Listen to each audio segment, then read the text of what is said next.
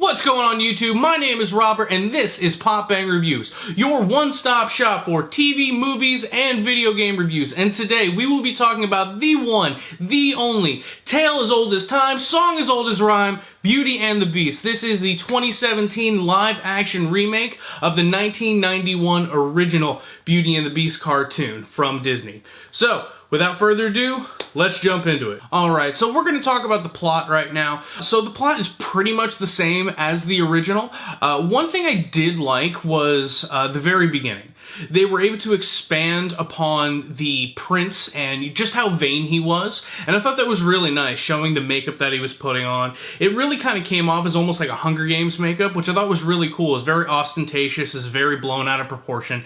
And then to juxtapose that to what he looks like during the rest of the film, I thought was a really nice comparison. The director did a very, very good job, and I'd really like to see more of these types of movies kind of come to fruition. I'd really like to see more of these Disney movies have their live-action remakes. I think it's going to be really nice to see, what we do with a new audience, what we do with a new generation of people that are watching these movies. Also, I'd really like to point out that while the story hasn't really changed, while the plot hasn't changed, I think it affects us in different ways. For me, somebody who watched the movie originally and watched the cartoon originally, it was one of those, okay, it's, woman falls in love with man, man falls in love with woman, everything's a hunky-dory by the end of the movie. Whereas with this one, I find that it's a lot more real. I think it hits further home than if I were to watch it, originally in 1991. I felt more from Emma Watson. I felt more from Dan Stevens.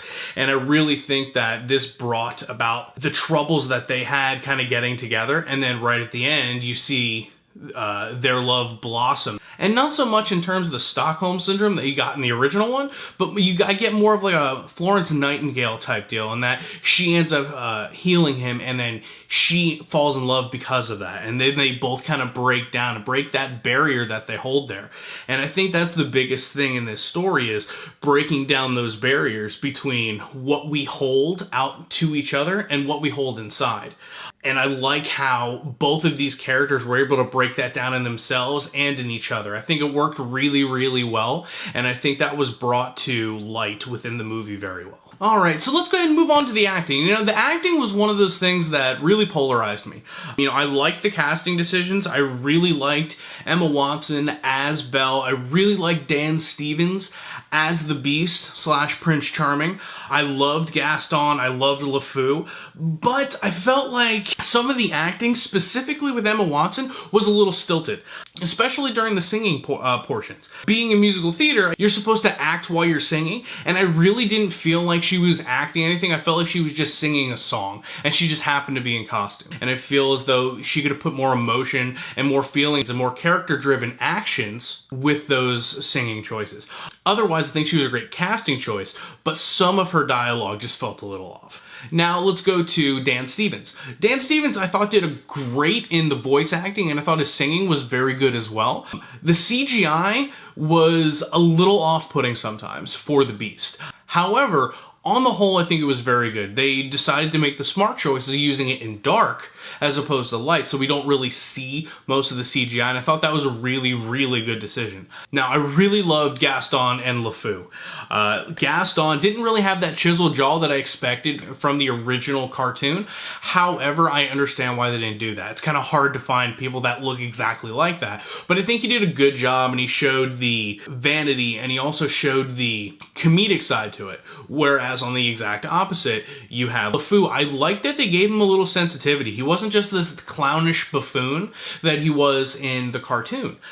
He brought a sense of depth to his character, which I really thought was appropriate, especially as a side character. And that's one of the things that brings this movie together, and that you have all these little subplots and all these little character moments that get brought together in a way that they necessarily couldn't bring them together in the original film. And another thing with the casting decisions, I really liked the supporting characters. You had Stanley Tucci, Emma Thompson, Ewan McGregor, you had Ian McKellen, just so many people that went into this. Kevin Kline as Maurice, Belle's father.